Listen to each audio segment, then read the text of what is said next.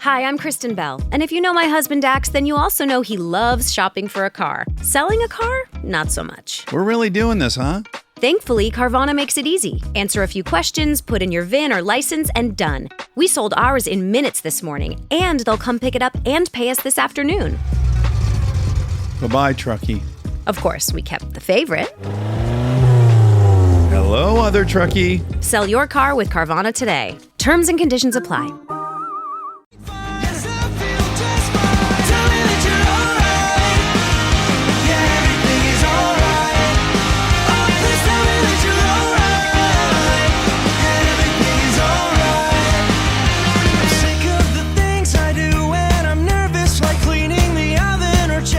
No, that's not what we're going to talk about. But what's going on, everybody? I am the one, the only, the WOOKIE. Joined here by the rest of my crazy teammates, co-hosts, whatever you want to call them. We got the kid who knows everything, Cole Robbie. Hello. And the kid that's going to school to know more things, Dexter. Yep. Hello, everyone. But it's time to pay a few bills. If you like us enough to maybe bum us a buck, head over to the Patreon. Now, I'm gonna propose this, gentlemen. I'm gonna do it as they said in the 90s, and I'm gonna blow the whistle, right? So, I have done a really bad job of posting on Tuesdays, right? I think we can all agree upon that, correct? Sure. Thanks for everyone agreeing. That's on me. It's on the Wookiee, right? I'll take the rep for that. So I am proposing, and I'm not proposing, I'm just telling you. The show will now be uploaded to Patreons early, and then we'll go live on Fridays. This will give us enough. Dexter, stop moving around in the sheet. Just read it. Sorry. Read it. Use your finger. Jesus. I just see his name just keep moving. It's like, stop that. So then the question is when are we doing the live show? Fridays. So Yeah, we'll we're still always doing it at the same time. It's just getting uploaded at a different time. Yeah, it's just getting now. uploaded. It's just going live a week later. Right? And Sounds then good. it'll give the people who do help us out on Patreon to, make it so your life sucks a little bit less. Maybe want to give you a buck or two. And then if you're interested in maybe getting some energy, because both me and Kohlrabi both need it, you can go to w.gg and use code DRAWBETTER and save yourself 10% off. w.gg. It's a very nice, memorable code, though. Yeah, draw better. It's like every other card game, draw better. I visited some game stores recently. Maybe I could tell the story about that later on. But it's time to go into our not altered question of the day. What's your favorite Pop-Tart? Why is it s'mores? And if you say any other kind, we can't be friends. I know, I just threw Dexter is like, what is going on? I read this. I've had maybe 2 Pop-Tarts ever. Dang. You've had 2 Pop-Tarts ever? Like, in your life? Yeah. What?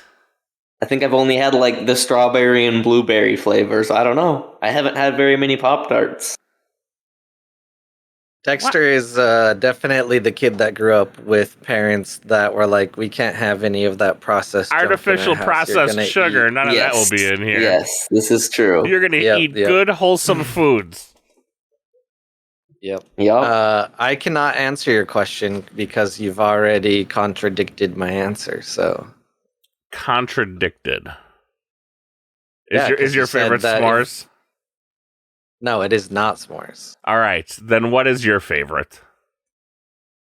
So, first off, fun fact, the icing in Pop-Tarts has gelatin. So, I do not eat any of the iced ones anymore. Thinking back, I'd probably say brown sugar was my favorite. You brown sugar cinnamon people, there is something wrong with y'all. Yeah, or the chocolate fudge one I remember being pretty good. Those are good. Nowadays, I think it's probably the snickerdoodle. Otherwise, I just eat unfrosted like strawberry or blueberry. So, are you able to eat toaster strudel? no Does that toaster also have strudels. gelatin in it? I think that just has milk and eggs, but I have had them before in my life. That's like the bougie shit. Milk and I'd have to go look at that. I don't know. I ain't gonna lie to you. I don't have any idea. That's a good question. Because I do love pastries, though.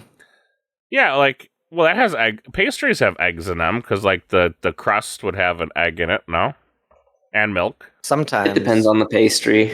Yeah, you don't actually need either for a good crust. So even a pie crust doesn't have to have either. Sometimes it won't have any in the actual crust. They'll just do an So are you wash. vegetarian Like or wash, vegan? yeah. Are you vegan? That's vegan. Yes, we've been over this. I am indeed vegan. Well, I thought he was just vegetarian. I didn't know he was vegan. No, I'm not a coward. I know you're not a coward. I knew you're a vegetarian. I didn't know you were full on vegan. So.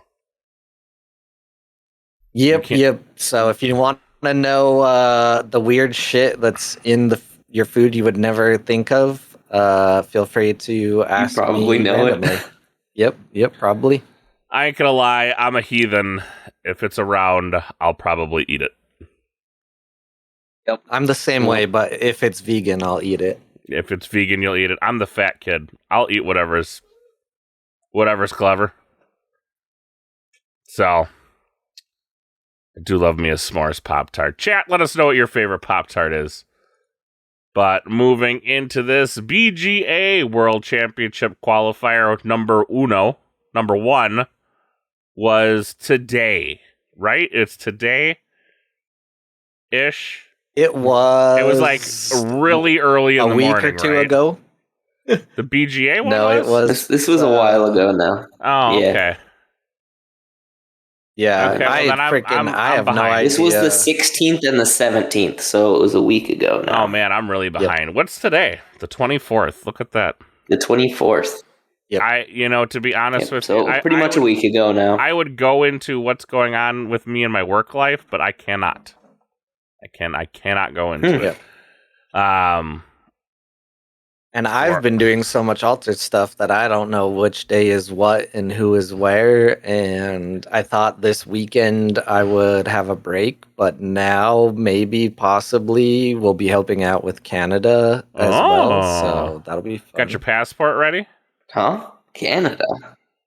Will not be going in person, but they need help setting up stream. So. Oh. It doesn't seem like a terribly difficult thing to do. But why are you doing it? No, but because there's nobody else as good as us. You mean as good as you? AWOL the best. Blue and I, we run the stream team and everything for AWOL, and AWOL is running all of the WCQs and has, I would say, probably the best, most consistent, tournament streams. So, yeah. There you go. If anyone wants to hire me. I've been trying to do that for years. Nobody wants to hire me. I'm not cool enough. It's all right. I understand. What is AWOL? What is their YouTube channel? Where do they run that normally? Yes. So AWOL YouTube. It's technically at Altered Weekly Online League, but if you just type in AWOL Altered or something like that, you'll find it. But that's where am I going to find? I'm assuming you're talking the Canadian WCQs, right? Yeah. So AWOL is running all of the BGA qualifiers. And I don't think the Canadian one will be on the AWOL channel. I'm not sure yet. We have a meeting on Wednesday with them. but we'll just be helping them get a stream set up, and then I don't know what we'll be doing from there yet. We've been talking with them so far, so. Who's them? Or is this Equinox? No, so all of the WCQs are technically run by like partners. So Okay. Dallas was Common Ground. Baltimore, of course, as you know, is games and stuff. Yeah, and I honestly don't know if this is the store name or the like company or whatever, but in Canada it's Imaginaire. Let's see their website. Is this a yeah. It is definitely. Oh, they have Labubu's. $90. Yeah, Labubus are stupid and crazy expensive. Man, they selling Labubu's for $90. No way. Anyways, yep, that people are buying it. That is the store name, but we ran the first one for technically the EU about a week ago, and we have the next one, I think, on September 6th. So not this weekend, but the next. Yeah, that one is technically NA time-centered. So, Dexter, tell us about your experience with competing in the first BGA qualifier. So I actually didn't compete in it because I'm a college student, so I don't wake up very early normally, and it was the summer, so that means I normally wake up even later, like around noonish normally, because I don't have a job. So this qualifier being at like, I don't know, 7 a.m. or something, I set an alarm and I like woke up, and then I just decided I wanted to go back to bed and was too lazy to open my computer and play the event. That's light work. I know, but like... You don't have any kids I'm not yet, used but to I waking up get early. up at like during the school. Now it's a little different, but man, during the school year, I'm already 2 hours into my day. It was technically 8 a.m., so even later. But I probably could have done it then. I woke up at 7 a.m. because I had to start the stream at 7:30, but the event didn't start until 8 a.m. At least from what I remember, but it's been a week. Dexter. The only reason people listen to this show is to listen to all the things Dexter doesn't know. Yeah. What were you going to play in the event? Did you even do any preparation, or were you just going to lock in? Yeah, I played some Traced. I've been playing Traced a good bit. I still don't have good uniques. I bought 2 slightly better ones for like $15 a piece that I was going to play in it, but that didn't end up happening. Are uniques still going for crazy money? Or is it really, really cooled down? And yes and no. Depends on what your level of crazy is. To me, anything over like $30 is a little crazy, and anything over $100 is just absolutely crazy. But so, like, if I want to be like competitive, am I busting out over a bill for a unique? No, not in my opinion. Well, it depends on what you want to build. I think if you really want like the best uniques you can get for a certain build, it's probably going to be about 100 a unique. A unique. Still not bad. Still not bad. I mean, if you figure, if you start from scratch and work your way up, I mean, you're what, a little over $300 a deck. So that's still not bad. Yeah, it shouldn't be over 300 ever. Well, you got to buy all the other cards too. Because not all of them are going to be $100 uniques. Okay, that's not necessary. That's like the high end. Well, I'm saying like let's not sugarcoat it, right? Like, let's be legit about this. Like, if I'm going, I want to be, I want to be creme de la creme, high end, no nonsense. I'm probably busting out a bill. Yeah, then I'd say about 100. Yeah, but the results don't. You can still win without expensive ones, though. Yeah. Yeah. So like it will give you like somewhat a competitive advantage to have like the best of the best uniques, but you can definitely still do very well and win without them. It also depends on what hero, what build, but who won the EU event. he actually won in Top Cut with only having 2 uniques. Because oh my gosh. Nice. I already like funny him. story. Yeah. Pro gamer. I don't know who it is, but I already like said person. Yeah, so Gio Como, an Italian man, he was playing Basira, and I guess everyone that watched the stream and followed it knows this story, but maybe podcast listeners and you two here don't. But he made the top cut, and then between Swiss and top cut, since it was split into 2 days, someone purchased his Ortis Spy that he had for sale on the market. And so then he did not have that unique anymore. And he was kind of freaking out. And so he was messaging like Simon, asking what to do and everything. And so we kind of talked about it. And I think maybe Simon asked Cedric, who is over like the competitive stuff, what he thought. And basically all of us agreed like it would be kind of shitty to, disqualify someone or give them a game loss or whatever. Because, I mean, it would have meant that you had no chance either way. So we were just like, yeah, just replace it with a common. So he had to replace it with a common Haven Bouncer because it was a spy that sabotaged, and ended up getting first place with Basira with only 2 uniques. And the other 2 uniques, if I'm being honest, are under, I would say, maybe the Trickster is a little pricier, but the Trailblazer that he has is nothing special. They're just draw a card, which is highly valued in Bravos. So, but you can get that for like $30 easily. Yeah, and I can't remember who else it was. It was, I think, one of the Traced players. They told me for total, their uniques were 60 euros, like to get all 3 of them. Okay. And they had won an event before. Second place was Tempet, who was playing Traced.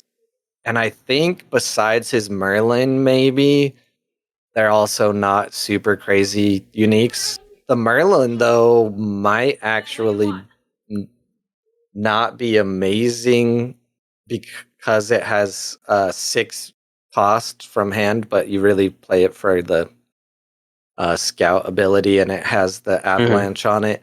So now, since he got second place, that Merlin and similar Merlins are probably crazy expensive. But before that, I wouldn't be surprised if before someone like found out about this Merlin tech, if you could get this for like $6. Yeah, probably could. But yeah, so that is who won the first online qualifier, was Giacomo. Was very, very cool event.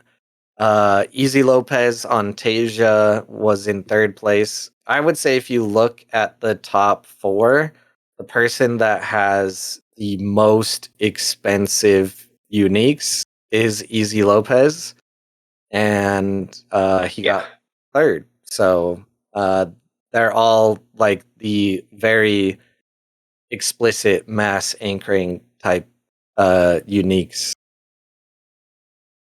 The Capellia, one of the Capellias gives boosts, but then it's like, which helps the anchors. Yeah, trigger, I think.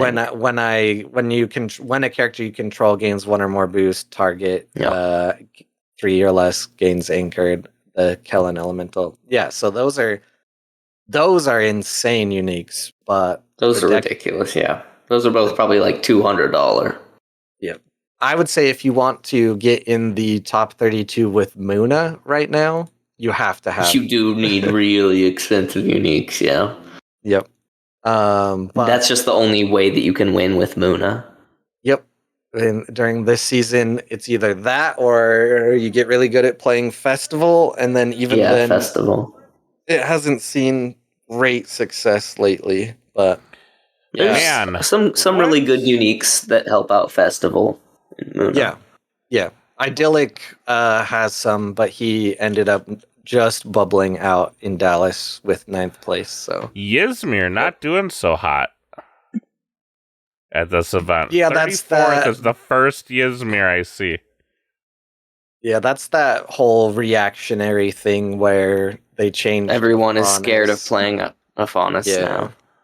So Well, it's an Akesha is the first one I see.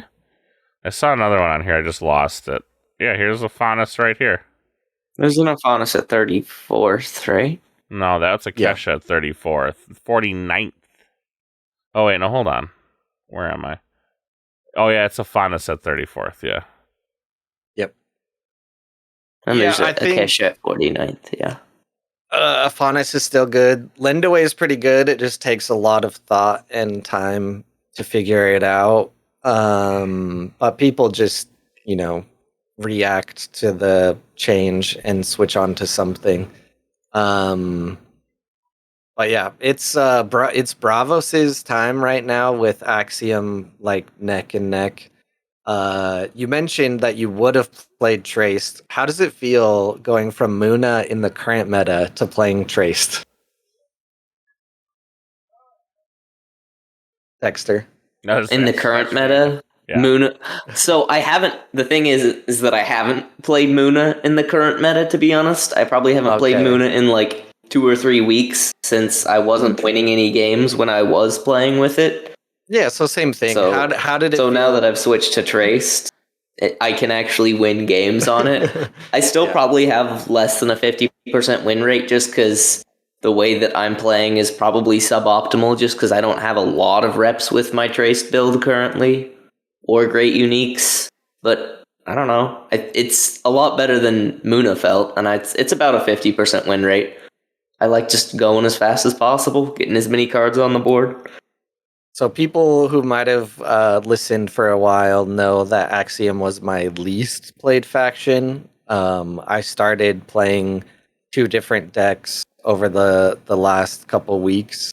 And man, playing current Muna and then going over to an Axiom deck has me thinking, how the hell have Axiom players been complaining for so long? Well, there's always that one faction, right? There's always that one faction that we get nothing. And then there's always a faction. On average, its card value is a lot lower than other factions. Oh, no, well, man. Clearly Trace that's feels not like very true. Superpowers.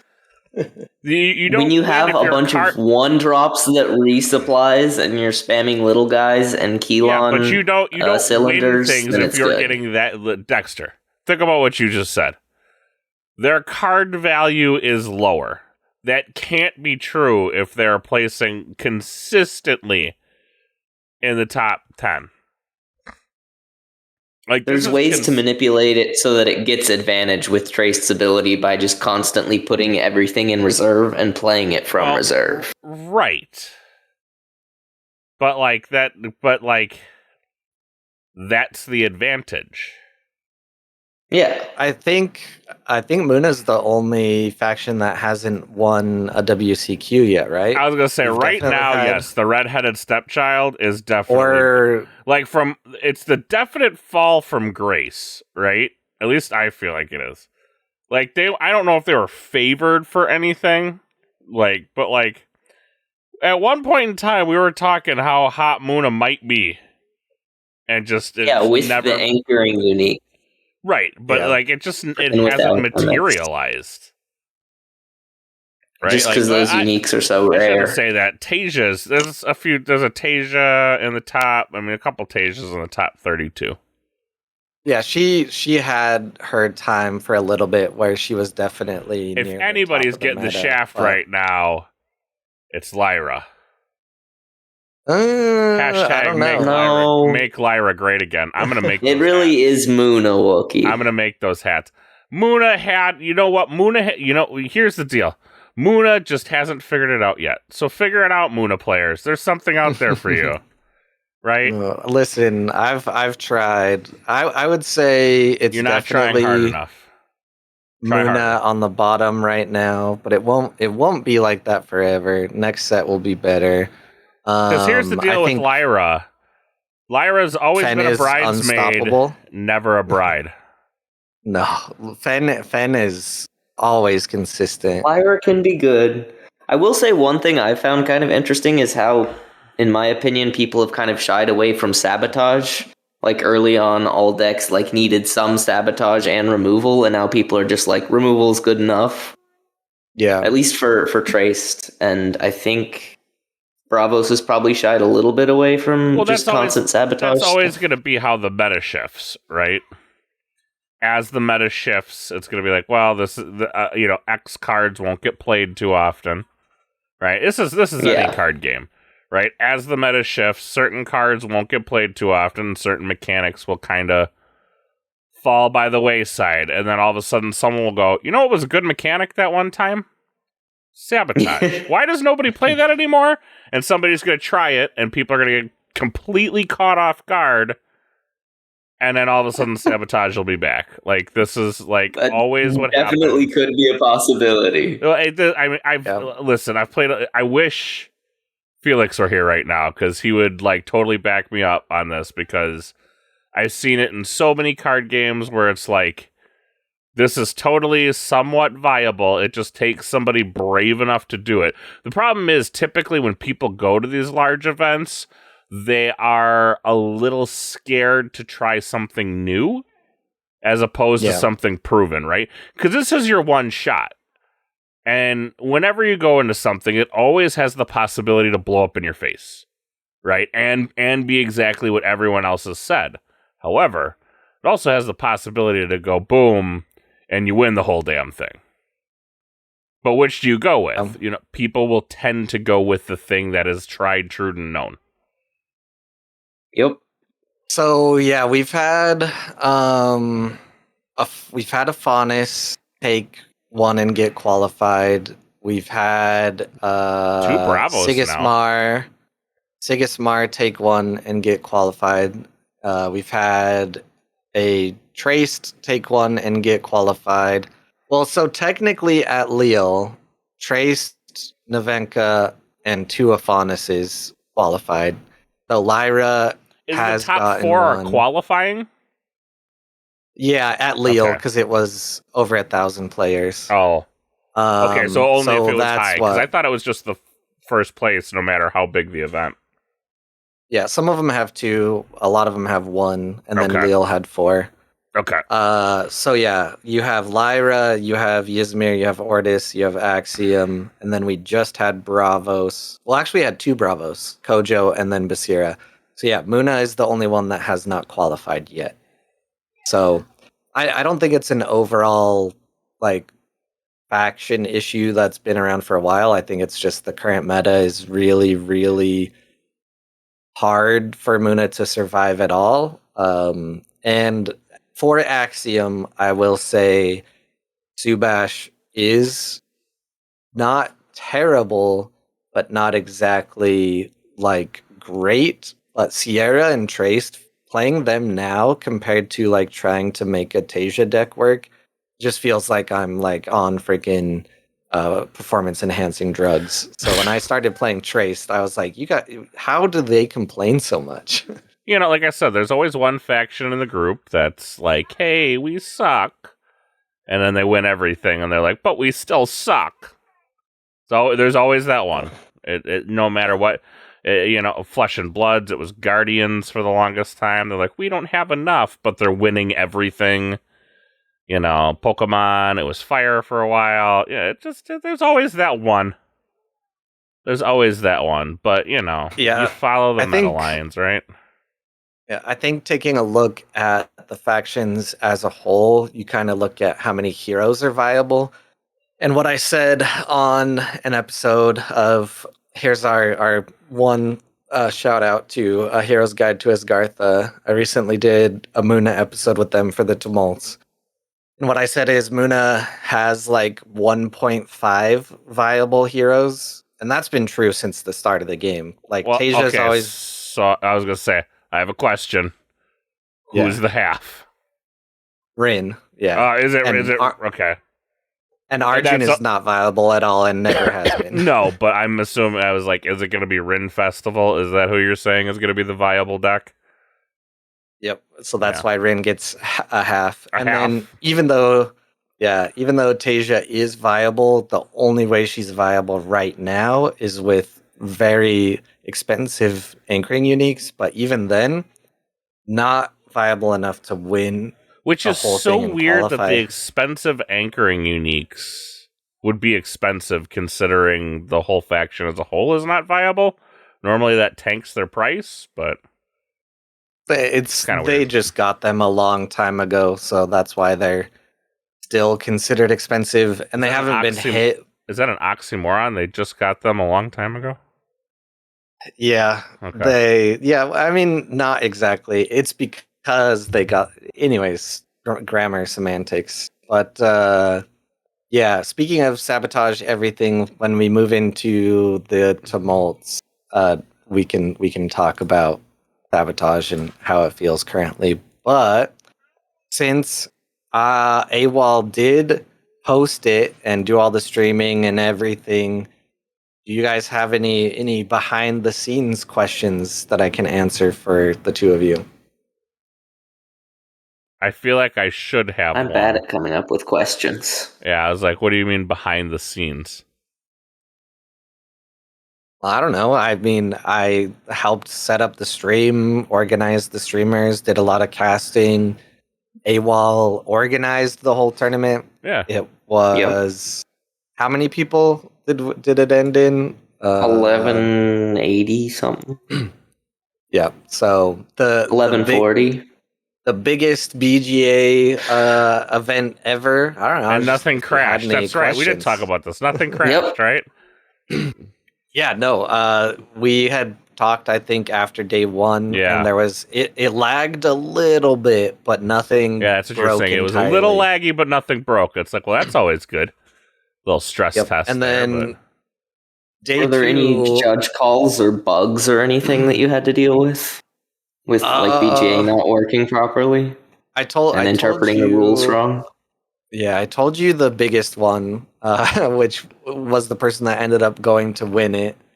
Yep. Other than that, I don't think anything too glaring. The first day, of course, there were a lot of people that don't know how BGA timers work.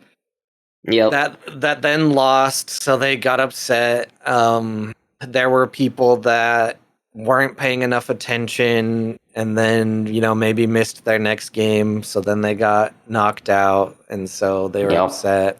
And there were maybe a couple people that BGA actually did mess up and not pair them or something, and it booted them out. But anyone that happened to, as far as I am aware of, no offense to them, had no chance of making the top 32. So, while it sucks, it wasn't like someone who was 5-0 somehow randomly just didn't get their sixth match, which would have been a legitimate problem overall. But yeah, no, it went well. The stream was great. Pretty sure it was the most viewed that we have done. And then NA, and I call it APAC because that's just kind of like the more, I guess, corporate way to say it. Events are left. North America is on the 6th, and signups are live right now. What time does it say for us? It says 10, so 10 a.m., I believe. So you should be able to wake up for that one. Yeah. I mean, now I'm in school too. Is it on a Saturday? Yeah. Almost all Saturday, these are going to be on Saturdays, Dexter. Yep. Most people who are playing this game are not going to be like, I'll take a job. I'll take a random Wednesday off to go play some Altered. Yeah. That doesn't happen. I mean, maybe it does. I mean, I take random weeks off. Well, no, because I normally take like Thursday to fly out, and then it's Friday, Saturday, Sunday. But I guess Thursday is kind of a weird day, but it is what it is. I think for the APAC one, it's technically for us like Friday, Saturday, Sunday, which will be interesting. But we'll get there when we get there. I think there. That it ended up having to be on the same date as the second US one, the Baltimore one. Yeah, 13th and 14th. Because they moved it on the up. Same day. Yeah, so they had to move it up earlier because I guess in some Asian countries you have to get a specific visa to go to Paris. Yep. So they wanted enough time for for people to be able to get it. Yeah. So it wasn't on purpose, but they moved it up earlier just so that if someone from those you should areas know won, all about this, Dexter. Have you not been paying attention? Riku has to get a special visa to come here this year. Oh, okay. Riku No, I haven't. Bamboo, one of our Keyforge players. He's got to get a. Oh yeah, that is true. Yeah, him and his wife have to get a special visa to come here. So, yeah, you should know all about this. I don't know how long it takes. I don't know how long it takes either, but I don't. Yeah, it's a length of time. So, and I hear anything it's quite visa-wise too. Yeah, not gonna be quick. So, not in other countries it's not as terrible. Here, yes, but other countries. Well, sometimes you don't even technically need a visa if you're going to just compete, but it depends. Yeah. Never say depends to an old man. Anyway, where was I? Show notes. Here we go. Tumult. It sounds like you went to a Tumult recently. Yep. So how'd that go for you? Sunday the 24th. So it was yesterday. So unfortunately, the Dallas area is really, it's not even that it's small. It's just that it's split in two. And the other store that has half of our players is horrible. And I don't know why the players still hold out hope that they're going to stop. The employees and the people that help out at the store are lovely. They're great. But what it is it's like a chain. So for any events or ordering or things like that, it has to go through a corporate office or whatever. Yeah.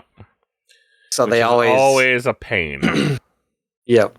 So we only had 6 total players, but what that meant is we all kind of made sure to avoid each other on what faction we were picking.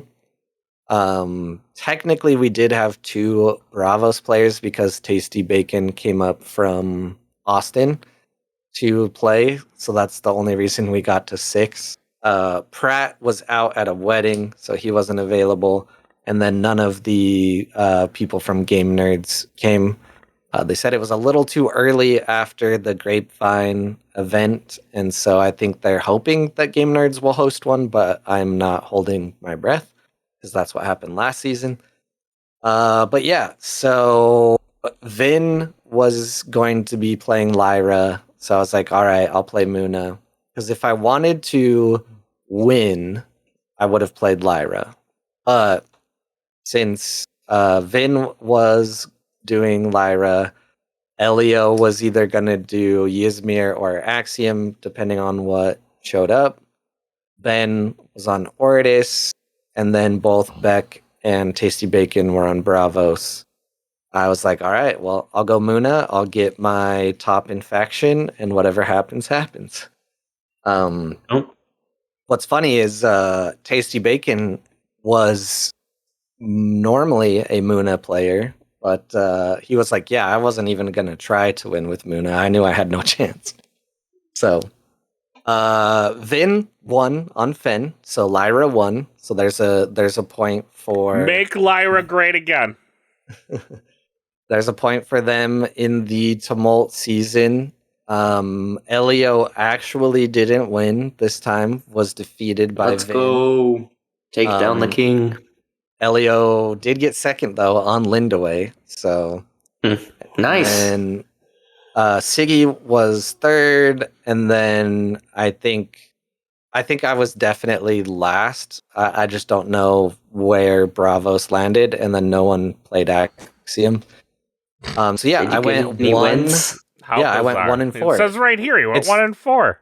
Yeah, it's in the notes. Do you want to Oh yeah. click into the deck and give me your thoughts now, Dexter?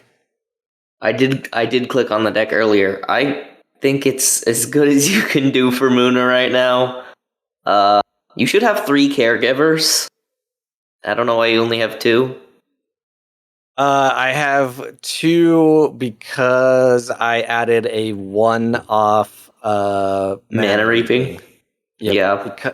because I kept drawing the caregivers instead of resupplying them, so I was like, screw it, I'll just have 2. Mhm. And then Muna Druid is there, and then everything else anchors itself. Yeah. I think everything here is pretty good. I don't like Little Mouse. Jack Frost is kind of meh, in my opinion, but other than that... Needs more penguin, that's your problem. There is no penguin in Muna. That's the point, that's the joke, Dexter, thanks.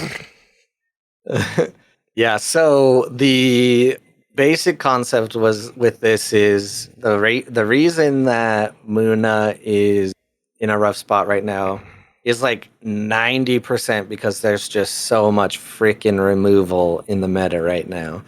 You have the Grims, which will get rid of your permanents that protect your characters. You have license withdrawal.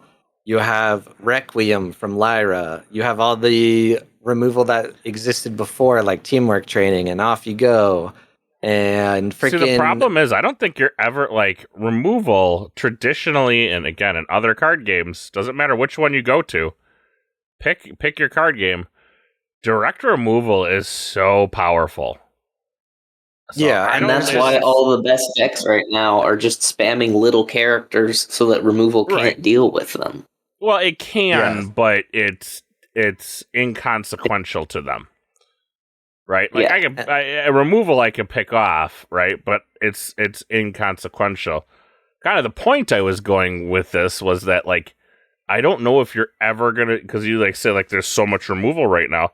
I don't know if you'll ever see that go away. Yeah, there's just nothing to... Like, you would have to print something so much better. And, like, it just, typically, there's nothing better than a removal. The problem with Muna is there's nothing that can get around all of the types of removal, and there's no other strategy that works. So, like, for example, what we would traditionally do for removal is play like Hydrocana or something, because it's a very big body. A lot of removal cannot target something, that expensive. But now the hunger just eats it and negates your protection, or even something like license withdrawal, right? I mean, yeah, license withdrawal as well, because it has boosts. So license withdrawal, I think, is the perfect example of why Tasia has fallen so far. The first character Tasia plays every single day gets a boost automatically. So every character Tasia plays, for the most part, has a boost, which means every character can be targeted by license withdrawal. So next set will be better for Muna. For I can't I see whispers in the tea leaves. So, but yeah. So my concept was, this is how the meta is currently. Everyone is like abusing Muna. What if I try to abuse everyone back? So, yeah, it has Beauty Sleep, it has Requiem, it has Mana Reaping. And then Lost in the Woods? No, I switched to Requiem because it costs less. I don't know how I feel about it. I've always kind of been on Requiem, but that's a story for another day. And then it has Little Mouse, and it has Jack Frost. And then I have a Will-o'-the-Wisp that whenever I play a character in Forest, I may give another character Fleeting. And then it has a Shroom that gives something Sleep from hand. and then it allows me to discount my next character and yada yada. The other thing is I have a second shroom that has the Jack Frost ability for every time it gets a boost, but I don't have it printed, and it gives your characters tough 1 as well.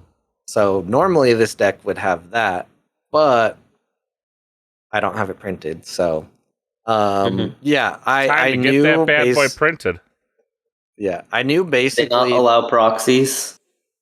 No, not for a Tumult for sure. I knew I had no chance of winning, so I was like, you know what? Let's just try something different. Wait, but we allowed proxies at Dallas. Why wouldn't you allow proxies at a Tumult? So the way that people consider the world qualifier is like there's such a huge thing on the line.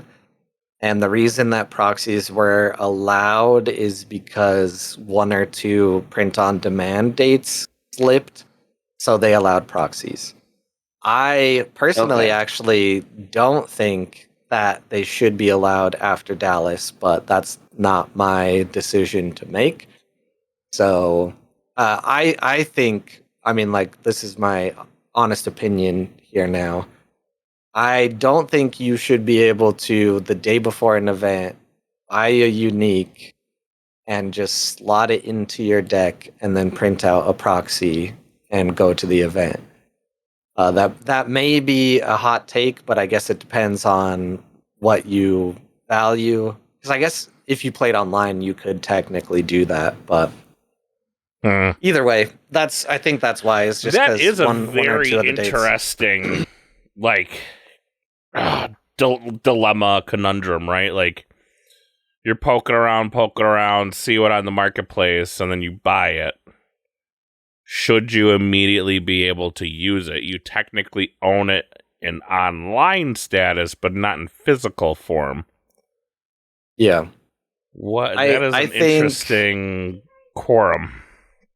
Yeah, I think I personally am okay with online qualifiers being different than in person. Yeah, I would prefer no proxies just to make it easier on everyone, so you don't have to have stuff to the side.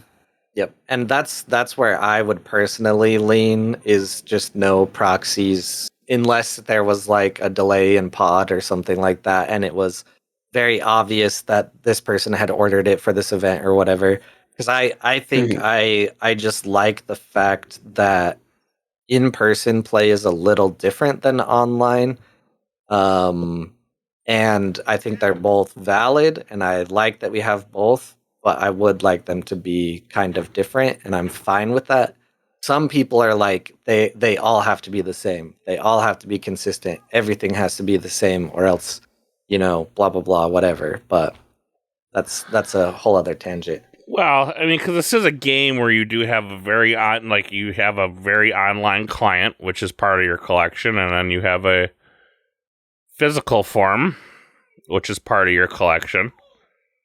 I mean, my thing is, and if you could prove that and I think it's kind of what you were saying, Cole, if you could prove like, hey, I ordered this X amount of, time ago, and it just hasn't got here. Like, I was trying to be prepared, but it just didn't happen. Because, like, what you do for one, you got to do for all now, right? Like, I mean, you set a precedent. You basically said, like, yeah, as long as it is in your digital collection, like, you're allowed to use it in your physical deck, like, period, end of story. Even at large scale, a lot is on the line events. Yeah, I think that's and this is their first year with big events, so we'll see where that goes. Yeah. But that's like, you've now kind of, like I said, you've kind of set a precedent at this point, saying like, yeah, we're going to allow this. I think that's the perfect way to put it. Is the very first one, they allowed proxies because there was a date that was pushed. So, like, people had their order in and they were like, oh crap, there was an issue with printing. We can't print until another week. And so there were a group of people that supposedly they did have, card orders in that slot that got pushed. So then they were like, okay, we'll allow proxies. But then exactly like what you said, is now it's just kind of like this thing that can go to the next, to the next, to the next, where they're like, okay, but now, because they're like Argon mentioned it in the chat, is if you got a unique a bit ago, they're in these summer print slots now. So there's only like one print slot a month or something like that. So now you're at like, okay, but you're only printing once a month. So now I can't get my unique. But then, like you said, it sets the precedence of now in the end of September, if something happens, they're like, oh, well, now we have to allow proxies again. But Worlds well, is it's in almost October, like you got to allow proxies like forever now. Yeah. Like, I mean, what you do, again, you did it once. Why would you, people are going to assume that, well, they'll just do it again. And then what happens? There were like extenuating circumstances with print-on-demand delays. Right, but here's the deal: with the business I work in, I'll tell you something. There's always going to be extenuating circumstances. There's always an extenuating circumstance. There's always people are always going to sit and fight and argue for a reason that they should be able to do what they want to do. Right. So I mean. And Equinox is a very, I don't know how to say this, but they're a company that is trying to tippy-toe the line because of, they're trying to do something that nobody's ever done before. But at some point you're going to have, but at some point you're going to have to piss somebody off and like slam the hammer down, right? Because somebody's always going to have an excuse as to why they couldn't get that. Like, oh, well, I bought this. Where do you draw that line where like this is where you can go no farther? Yep. And then at some point it's going to be like, well, that's BS. This game sucks. It's going under. It's never going to be any good. You know what I mean? The ship is sinking. Everybody get off. So it's interesting. They already did that once when they were impatient for print on demand the first time. Right. Yeah. So I think, it is that thing of where like there will always be something and, there's always a grandma in the hospital, right? Somebody always dies, right? Somebody, But that was my experience. It was nice. It was good though. It was a short little day. I wish that more people would come out. It's interesting. The pre-release events are usually like over 20 people, but then I think people are too scared of the tumults or something. So then only like 6 to 8 come, and then automatic top 8. So that let's go. I also did pull from some of the promos we got for prizing. I did pull a stupid Silas unique that has the forbidden text of if your hero expedition is behind, whenever another character joins your expeditions, draw a card. So I have that now, which is a very busted unique and was one of the our ones. draw card. Very nice. Yep. And for the other parts of the tumults, Wonkos in Austin, Texas, I'm pretty sure will have theirs on Labor Day. And I'm not sure what time yet, but once it's fully announced, it'll be on alteredcorner.com. And then there are 2 tumults in Houston, and I don't know why I didn't put the dates here, but one of them I have them. Okay, go ahead. Tell us, Dexter. Rooted Games is Saturday the 30th at 3 p.m. And then Aegis looks like it is Saturday the 6th at 5 p.m. Okay, cool. Are you going to one, both, none? The plan is to make it to both and play Trace. Nice. School is starting this week, and it is definitely possible that there will be some things that I need to attend to and might need to miss one of the tumults, but hopefully I can make both. I want to say I wish I could go to Austin, but I am not sure it's going to happen. But we'll see. Yeah, that was the tumults. And if we blaze through the last 3 sections, Dexter won't be sad about us skipping the lore, because it's I picked the little mouse today. Okay. We will be I don't like skipping this the card. lore. I don't like this card, but the story though. Yeah. We'll save that one for next time. We're getting a little long on the tooth. And my daughter's trying to go to bed, and it is her birthday, so. But the story's happy all about her birthday. tooth. She's now. It is.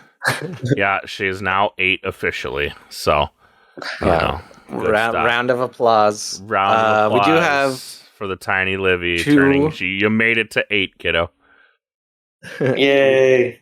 We do have 2 quick Patreon questions. 2 quick Patreon questions, both coming from Chili. Yep. Impressions on the world format, both in terms of 3 decks and best of 3. Dexter, did you read the format? No, I have not read this yet. Yeah, so this is going to be a awesome answer. This is where I tell you go listen to Hero's Guide to Asgartha, because I have not. Because they do a real podcast where they give you information. We just sit and talk at you for like an hour. Yeah, here's the thing. I'm not going to Worlds. I don't have any opportunity to go to Worlds. That you know of yet. No, I definitely 100% do not. Okay. It's in October, which is my 10-year anniversary month.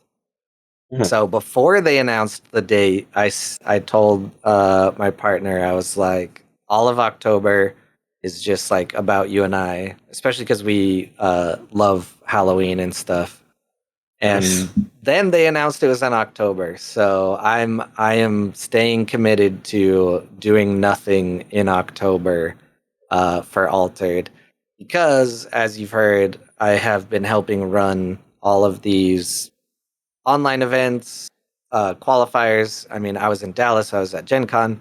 I've been doing a lot, and that's on top of already doing Ace every week and AWOL every week and all of that. So I don't know. I've heard bits and pieces of it. It sounds interesting.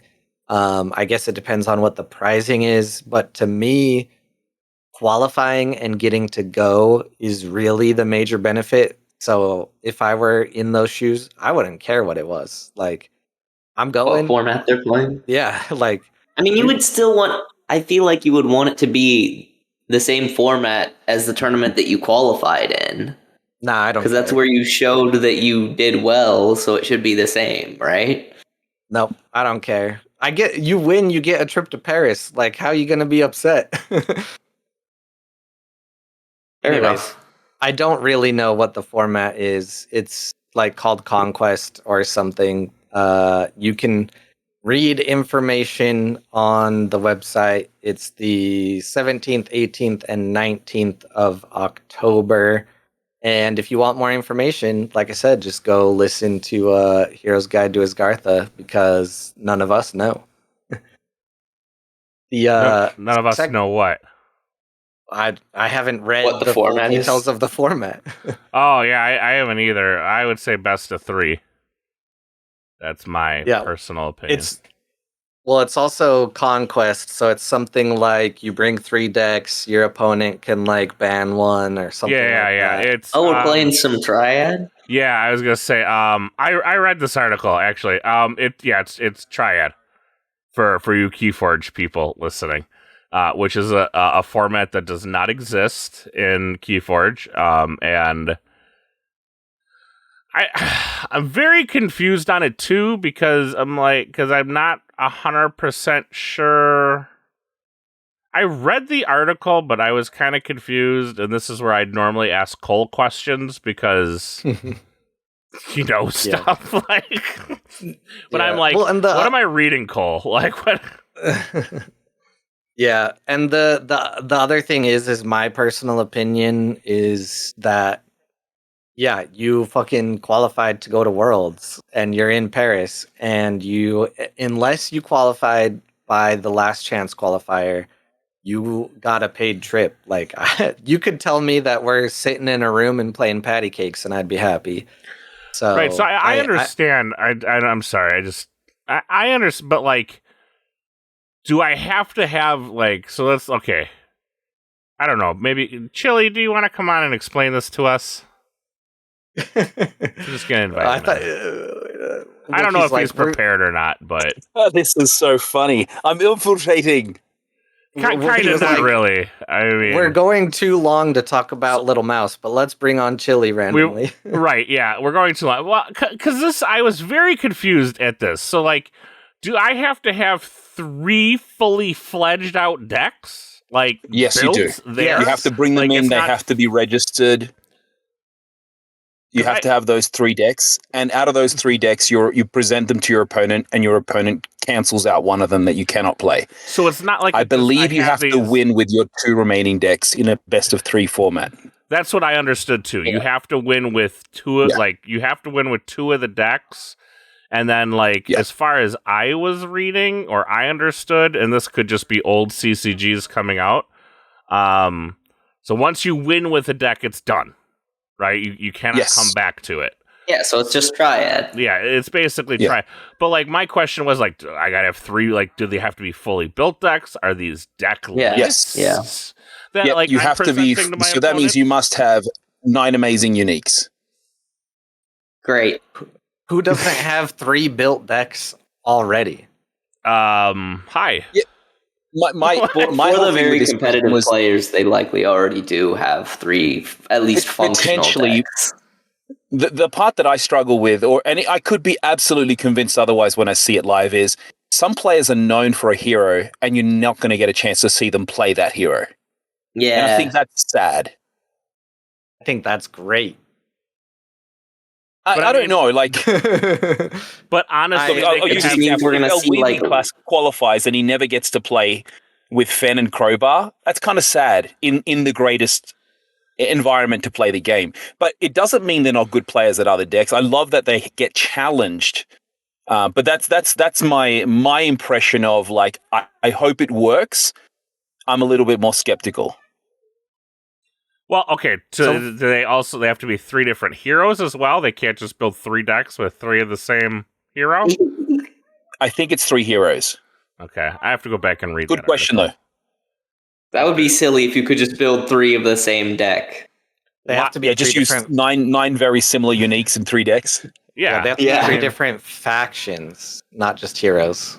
Oh, wow. Okay. One from each 3 different factions. Okay. That makes more sense now. Okay. Yep. Well, Chili, do you want to read your second question off to us? Well, I don't even remember what I wrote. Oh, it was. It was. Now that we've had time to adjust from the mid-season patch, what other changes should be made to further balance the game? Okay, my whole thing is they probably should do something with license withdrawal, and maybe even Duel of Grit. Given what I heard the complaints from Kohlrabi a few minutes ago. Definitely license withdrawal. Yeah, I did get hit with license Wookie does not want any more patches. So here's the deal. Here's the deal. I really enjoy their moxie, right? I really enjoy that they've got this ever evolving, ever changing atmosphere, and when they see something, they say something, right? It's great, right? It is really awesome.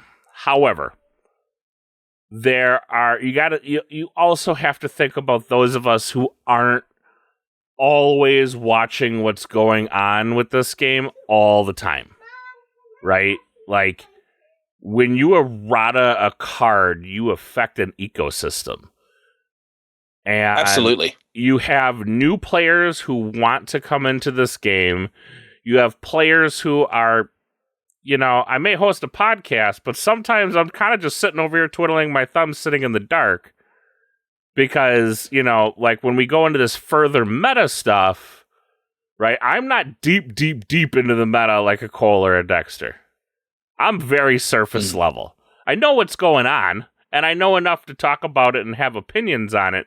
But when we get down to like matchups and stuff of that nature, I'm still very green. Right? Yeah. I still poke around. I still know what's going on. And every time, like, I feel like there have been so many, like, and everybody goes, well, Magic has tons of erratas. Magic's had 30 years. Right? Like, and they errata, like, sometimes a couple cards every night. Like, sometimes it is a lot. But it's usually not that much. And it's just, I feel like every time I turn around, a card's being errata, a card's being banned. We have 2 heroes now that do not do or what they originally do. I don't even know if any of the cards in my Lyra deck still do what they're supposed to do.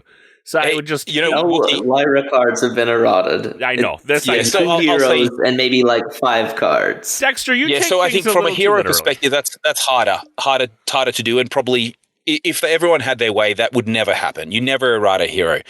But if you look at it from most card games, every set release, there is some level of banning or restriction. If we look at the last release, there was just 1 card. Right? It was just a Farnus. So that's not bad. One card for 2 months. Prior to that, it was 3 cards. But I feel like every time, because there's always going to be a new boogeyman, no matter what you do. Right? True. So we got rid of Waru, and then who became the new boogeyman after that?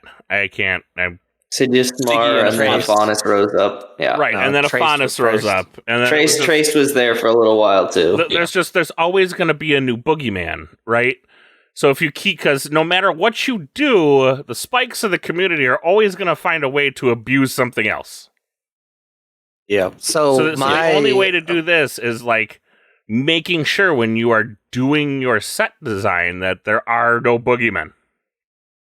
Correct. Yeah, get it done. Really hard to do for any game. It's incredibly difficult to do and damn near impossible. So why are you complaining about it? Well, it's my problem is especially with a very new card game. Altered has been out for less than a year. It's been a year now. Yeah, it's been a year. Yeah. Right? Next month. Right.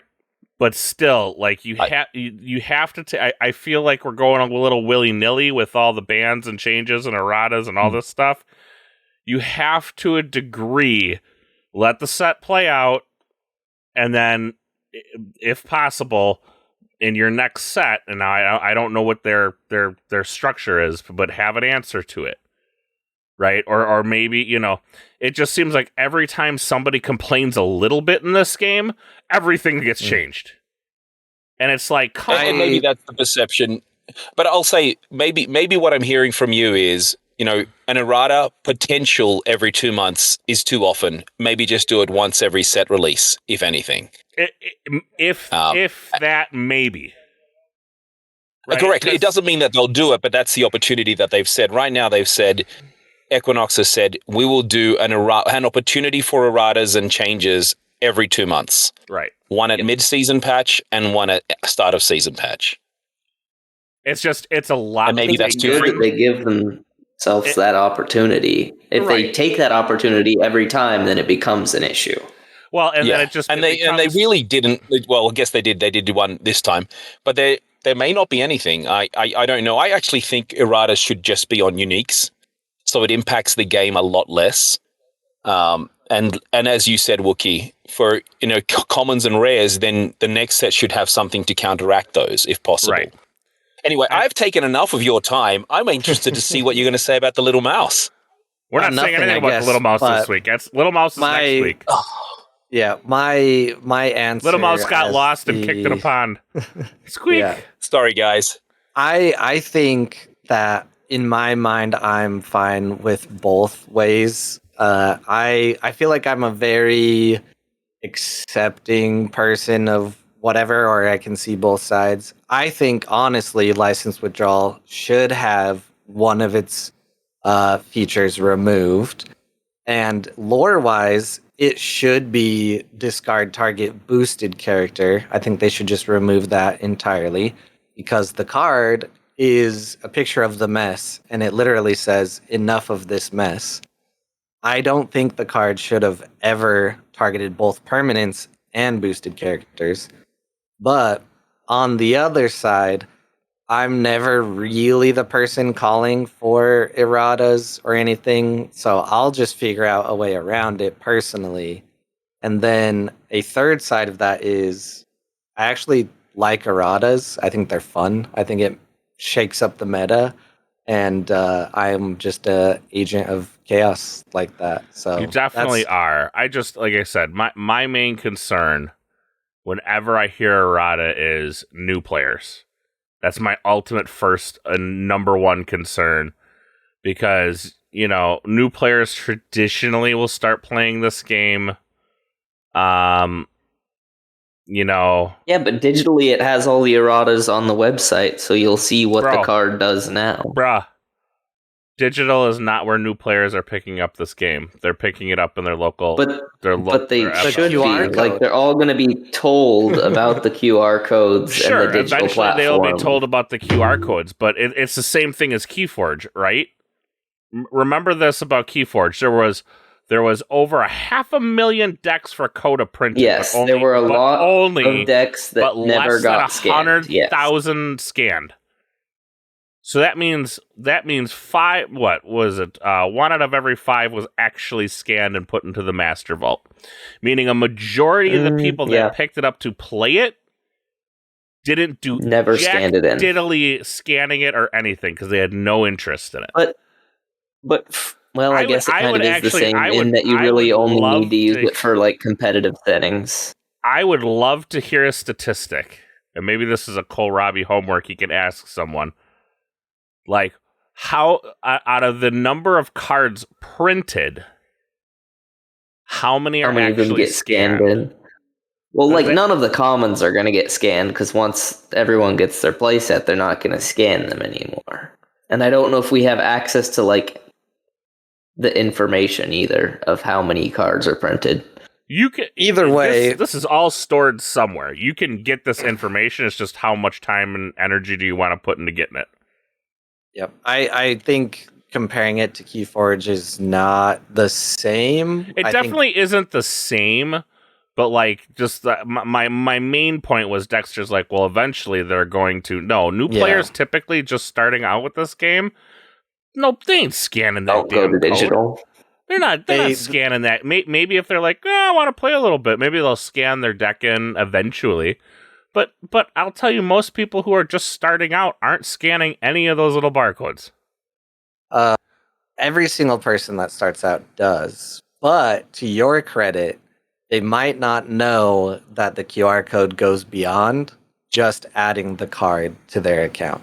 So that is where you are correct. But it is very, very common that new players scan their cards, especially when they learn to play the game and they're told, like, make sure you scan them. Yeah, I will say though, this is from like your perspective of being like actually at a game store and like teaching a new person and then being in the environment of other players that are experienced. I think there are a lot of cases of kitchen table players where they just like buy it online and never like go out and play with other experienced players. So they don't get that knowledge that there's an app and do that. So I think there are some people that fall outside of the category that scan everything. I think it's a small group, but I think it exists. I think it's a lot larger than you guys are giving it credit for. I just think it's a much smaller percentage than the Keyforge situation.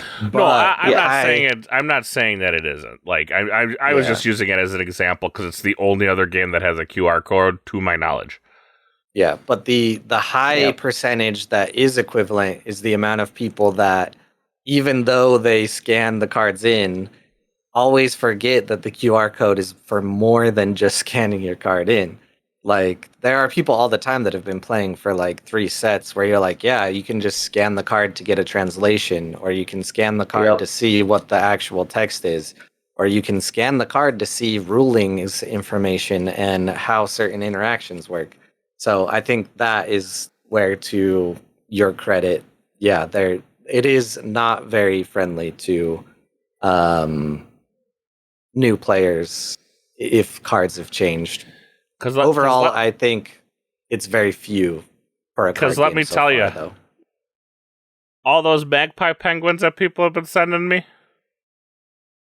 I haven't scanned a one of those in. Not a one. Maybe they already scanned them then. They might have. I don't know. I wouldn't have known.